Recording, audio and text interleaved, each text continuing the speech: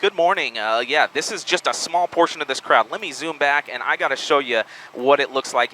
This is something that it's amazing. I've never seen a crowd this large in downtown Phoenix. I want to zoom back and show you this line of people that goes basically from the Capitol almost 2 miles all the way back to Chase Field at this point. Still folks making their way down the street.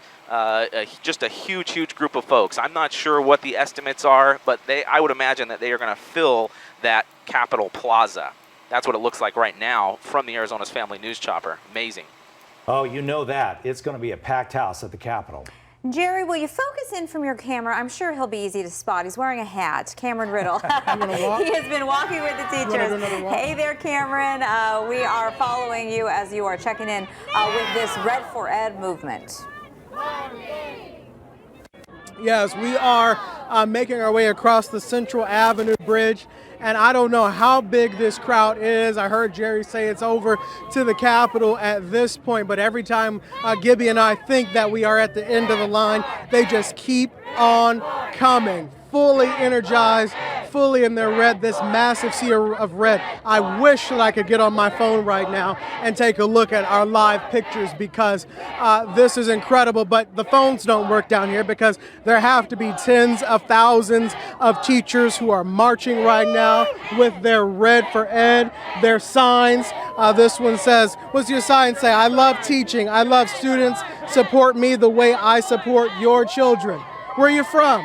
Dale School District in Tucson, Arizona. All the way from Tucson today. Tucson, so are all these people. All right. Tucson is in the house today. Why did you make that 2-hour drive to come walk in 100-degree heat? That's what my sign says for our students. We're here for our students today. What is it like in your classroom? I have 34 students that I teach every day in a science classroom. That's a lot to try and get excellent curriculum across to. It's a challenge every single day. Tucson school is closed today, right? Yes.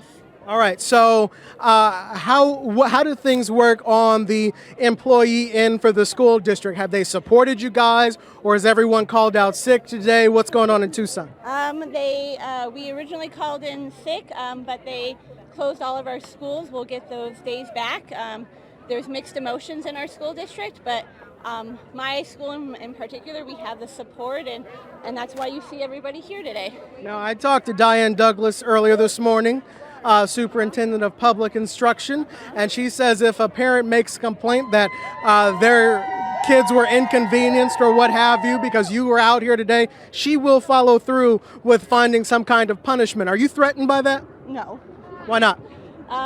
She can say that, but I think the crowd here speaks today. That would be a whole lot of people she'd be threatening and punishing, and I'd like to see where she's going to replace all thousands of teachers that are here today. All right. We already have a teacher shortage. 1,000 positions this year in the state of Arizona did not go filled, or they were filled with an emergency certificate or with a substitute teacher. Do your parents in your school understand the difference between getting you a 20% raise as well as your support staff and getting funding to fix your classrooms and get new books? Yeah, absolutely. Our parents understand that it's not solely about teacher raises. It's about getting funding for classrooms. It's about getting those extra people that are in our classrooms every day helping us out the raises they deserve too. All right, thank you. Now, where are your other people from Tucson? Okay, come here, Tucson. Come here, Tucson. What's your sign say? You know, I work overtime. I teach 6 out of 5 class periods a day. I run a very successful chemistry club, and that's supposed to pay me more. But all I can afford is a crappy apartment next to drug dealers. And I don't deserve to live like that with a master's degree. That's what I was going to ask you. How long did you go to school? Let me ask you this. How much are your student loans? My student loans, fortunately, because of the American Chemical Society as a chemistry teacher, have been paid. Okay. Only because of the American Chemical Society. This woman owes $50,000. You owe $50,000? Yeah, I went to college in New York where they actually pay their teachers. Came here to go to the U of A for my master's. Took a teaching job here, except they pay so bad I'm beyond upside down like a house. So let me ask you, there are 49 other states. Why are you teaching in Arizona where they pay you as state number 50? I ask myself that every single day.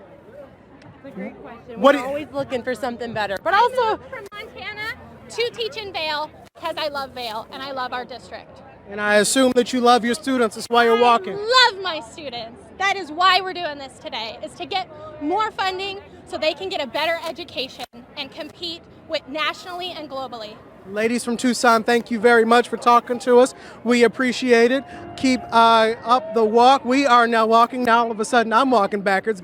How do we do that? I do not know, but we are continuing to walk to the state capitol, 1.7 miles from Chase to the capitol, and the sea of red is never ending. I have no idea how many people are actually out here, but it is nonstop. The energy is great, and in fact, it's a spectacle for a lot of people who are out on their balconies today watching this.